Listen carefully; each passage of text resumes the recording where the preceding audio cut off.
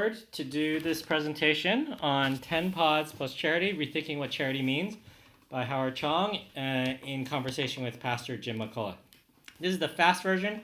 I'm going to breeze through these 20 slides really quickly, and there's a longer version where we can flesh out more of these things. So the context is Jim and I were having a broad conversation about charity work. Jim posed the question, simple but wide-ranging, how can we bring more who into charity work? And by who, it's both the client, but also the people who are the givers. AKA, how can we bring more two-way relationships into charity work? And the insight here is there's not a lot of relationships in charity work. So here are some of the takeaways. Being in relationships is difficult and tricky, but can have transformative benefits. One-to-one matching has many issues. So having a pod of 10 people, what I call a 10 pod in this presentation, match with each person addresses many of those issues. So charity work currently, it's very important. Charity work is focused on being efficient, but it makes it very one way and linear. What are your needs? What do you qualify for? Here you go. See you next month or week. There's not a lot of relationship. Nowhere in here is it who you are. Do you want to talk about your successes and failures? What are your deeper needs? What is your plan to get out of poverty or your difficult life situation, your struggle? This kind of charity, which is what are your needs? What do you qualify for? Very needed. But there could be something more. Could there be something more? So charity work plus relationships is sort of the next domain. This is sort of related to wraparound care and other things like that. But this is like wraparound care on steroids. And in this case, steroids are good. In addition to giving material, monetary support, which is what Doorstep and other agencies do, is there a need or desire for spiritual support and friendship, a deeper relationship connection? Yes, and it could have incredible bonuses. I'll tell you 3 stories. After getting to know Jane, one might find out that one of her biggest needs is childcare. If she had childcare, and this might be evening childcare, that would unlock being willing to look for a higher paying job, which addresses the root cause. So by being in a relationship, one can treat the causes, the root causes, not just the symptoms. Same slide with a different story. After getting to know Kevin, one might find out that one of his biggest struggles is isolation leading to depression. The depression explains a low ability to make and follow through with plans. If the isolation were addressed through a relationship possibly, this could lead to being able to make and follow through with plans. So we can treat the causes. We can find out what are the causes, not just the symptoms. Right? After getting to know Linda, one might find out that there's a lot of fear around a husband's drinking problem, maybe fear and shame. So this is a hidden problem. She doesn't talk about this. If that drinking problem were addressed, even partially, this would unlock time and mental space for Linda to increase income or decrease spending by doing things. Maybe this stress is leading her to make poor financial decisions. So by being in a relationship, one can treat the causes, not just the symptoms. So yes, relationships matter. The key points are some things aren't revealed during an intake. Some things are revealed in a relationship. Some things can be worked on in that relationship. And some help can be offered in the relationship. Not just working with the client and saying, what can we do? But we can actually offer you help that wouldn't normally be there. And it doesn't have to be complicated. It can be easy too. So what can that some help mean? Some of these things that can only be offered in a relationship take trust and a match before they can be offered. So here's an example of a match. Jane needs childcare. She might be invited to be in Jason's friend group, a group of parents who watch over each other's kids. Maybe Jason lives a few blocks away, and this is just a match, right? Here's a trust situation. Kevin, who has a lot of isolation, might be willing to hang out with Chris and meet his friends playing frisbee golf. But this might take a lot of trust before Kevin trusts Chris to accept him. Maybe there's some anxiety here too. And Linda, who has a drunk husband, might be willing to go to Al-Anon with Loretta's group to find support. So here, it's trust in Loretta that she's not going to be judged and she can get past the shame, but also a match that Loretta knows and has experience with Al-Anon and might be willing to bring Linda. So yes, relationships matter. However, we want to be very clear, it's not guaranteed to work. There are fit issues, timing, trust, opening up, follow-through communication, etc. But when it works, it can be amazing and address those root causes. So the mental model I want to give you is big brothers and big sisters. Great program. When a pairing does click, that bond can be incredibly strong. So one idea that's been thrown around in academia and psychology is that kids need at least one close or trusted adult. You don't need every trusted adult relationship to be close and trusted, but you need at least one. Right? This fits with ideas of good enough parenting. You need to be good enough to be trusted enough. So here, people might just need one close trusted adult. They might not have that many. This is a slide that shows that about half of Americans have 3 or less close friendships. This asks Americans, how many close friends do you have in 2021 and 1990? Back in 1990, people had none, one, so here none, 1, 2, or 3 were very few, and they had a lot of people who had 10 or more. 33% had 10 or more. Now in 2021, we have very few people with 10 or more close relationships, close friendships, and we have 12% that say they have no close friendships. And this leads to resiliency. When someone faces a crisis, who can they turn to? And what we see is that people don't have very many people to turn to, or those people they turn to in these low-income client situations, they're struggling themselves. So let's leverage the wonderful Topeka friendliness to find some of these more close relationships. The headline here, about half of Americans have 3 or less close friendships. So when you add 12 plus 7 plus 13 and 17, that comes out to 49. 49% of people have 3 or less close friendships. Right? And I think if we ask people who are low income and struggling, that number might be higher because, as evidenced by their low income situation, they don't have these networks that can help support them. So charity plus relationship plus pods. Pods is a term I use to refer to setting up a grouping of people. In this case, I recommend a pod of 10 people. So instead of one-to-one matching, one client to one support person, we find 10 generous people who form a support pod. And then we match this 10 pod to one person in need. So how might a 10 pod work initially? Well, a 10 pod is just a Facebook group or a WhatsApp group chat, a group chat with a client. And you set up some frequent communication. You start building those trust bonds. You know, a daily thing might be the group asks the client, as well as the group, how they're doing and if they want to share a success and a struggle. And both the client and a few people in that 10 pod share some successes and struggles to build commonality, shared experience, etc.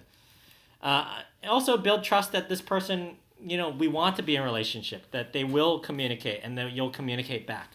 Another option might be share something that they're grateful for. You know, this gratitude journal and gratefulness is an easy thing. So once or twice a month, one or more people in the pod should also visit with the client in person, probably sharing a meal or a snack. This is, I think, a requirement to keep the bonds and trust relationships positive.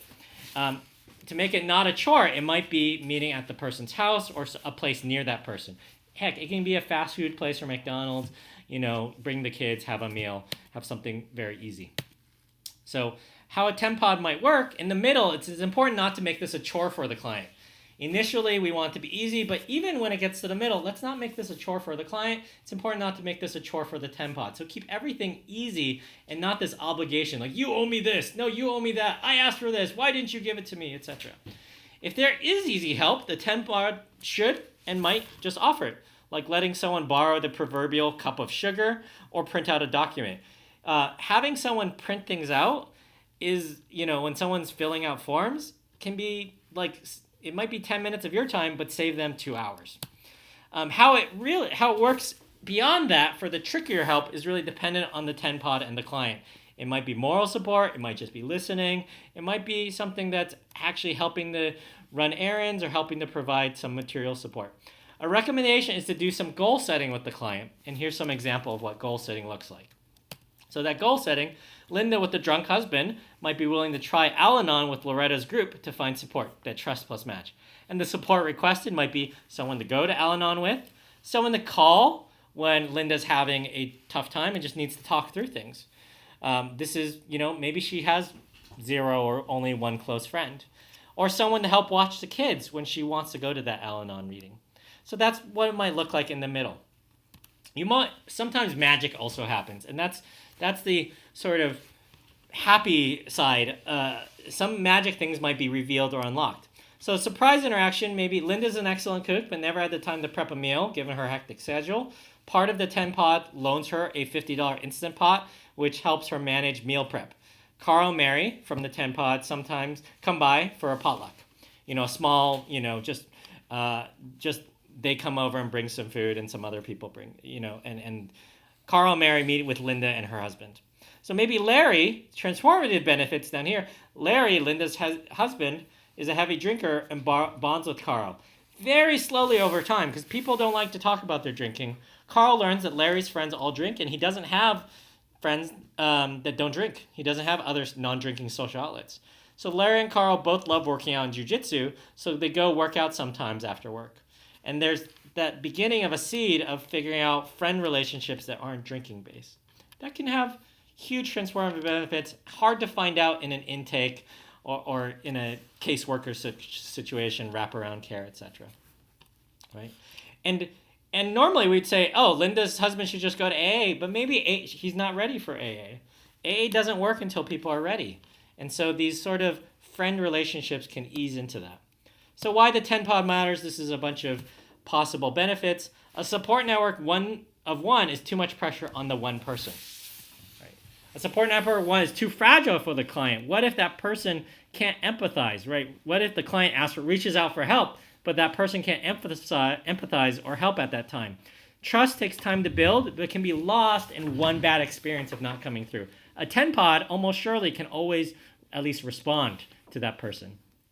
It's also easier to recruit people to be in a pod than solely responsible, because they don't have to be solely responsible and be the everything friend. You can just have 10 people bringing their skills. You have 10 chances for a good fit or match, not just one. In every, with 10 different personalities, there's probably one that fits really well, and there'll be a strong friendship bond. Different people also have different skills. So some people are empathizers and listeners, some people are problem solvers, some have financial resources, some have more time, some have less of those. So in a one-to-one match, you almost need this amazing person who can just magically meet the needs of that person. But with a 10 pod, you can bring a little from everyone, right? That story of stone soup. Everyone brings a little, and then you have a good soup to serve. So a person joining or leaving can be accommodated with a 10 pod, whereas one-to-one matching, one person leaving is tragic because they're bonded with that one person. And a 10 pod can also self-police any issues of fit, issues of brainstorming, how do we better the communication, or how are we giving too much? Jim has that book, Toxic Charity, right? We don't want any of these toxic charity patterns. We want patterns that help people move forward to become, able to take care of themselves and family and be proud of that. So this 10 pod can be on the lookout for what happens. So another way to put this is you have, maybe if one person's helping, you have 9 people looking out to make sure that help is given in a good way. So principles to be used in building a relationship. This is whether it's a 10 pod or not. You want two-way relationships. You want each side to share and also get something from it. That way it's not this one-way charity handout relationship. Working together on a plan is really good, and not just thinking of handouts. Consistency and consistent communication is key, because that builds the trust that makes people willing to give, and also to trust that what they're giving is actually going to help. Patience, especially from the 10 pod to the clients, or from the giver to the clients. The client has a complicated life, and there might be some good reasons why, if they say, I can't do it right now, you want to respect that.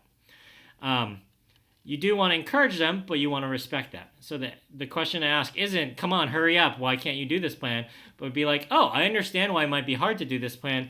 When the time is right, let's talk about ways we can support you to do this plan. Messing up is okay. So if someone says they're going to do something and they don't get to it, you should be okay with that. And that becomes a chance for reflection. Maybe you need to make the step into a baby step. This is called chunking in teaching. Tiny habits is another thing. If you want to establish a big habit, split it up into 10 tiny habits to get you started. And again, the attitude should be, when there's messing up, let's try again, rather than, why did you mess up? You shouldn't have messed up, etc., etc. Expect also maybe only 10 to 25% of these 10 pod relationships to work, or relationships to work. People in situations are tricky, and not everyone would benefit from more of a support relationship. Expect also 10, this is just the same thing as the title, accept it as it is when it doesn't work. Just, maybe reach out in a month or two and say, hey, do you want to try again? but don't push. Usually, if a connection can't be made, though, people find out quickly within the first few interactions or a month. The dominant thing that happens is that in a one-to-one relationship, one person stops communicating, or the communication gets too difficult, or one side is carrying all of the interaction. In a 10-pod group, there's going to be a lot of chances to be supportive, and I think even if one person is maybe a little bit impatient, someone can reach in and say, hey, take your time. We're just still getting to know each other. But, with a 10-pod, if that person isn't finding a way to connect to anything that the 10-pod is offering, then, maybe that's not, maybe a relationship is not meant to be. All right, next step recommendations. This is ask for some volunteers to be in the 10 pods. Ask for some clients to volunteer if they want to seek a deeper two-way support relationship with the 10-pod group, and then find some matching. Try it out a few times. I recommend, also Jim and I were talking, find the easiest case. Maybe someone who has not a drug and alcohol situation. Maybe someone just who's having problems navigating through government paperwork, and maybe who needs, who's mostly there with childcare, but needs a little support around kids,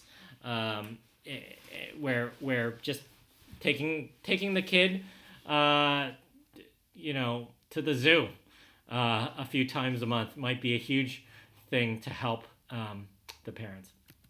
So comments or questions, talk to Howard or talk to Jim McCullough. Also, look, there's a longer, 45-minute version of this presentation where I go through a lot more of the iterations, and admittedly, I ramble a bit more. But I'll stop that there, and I'll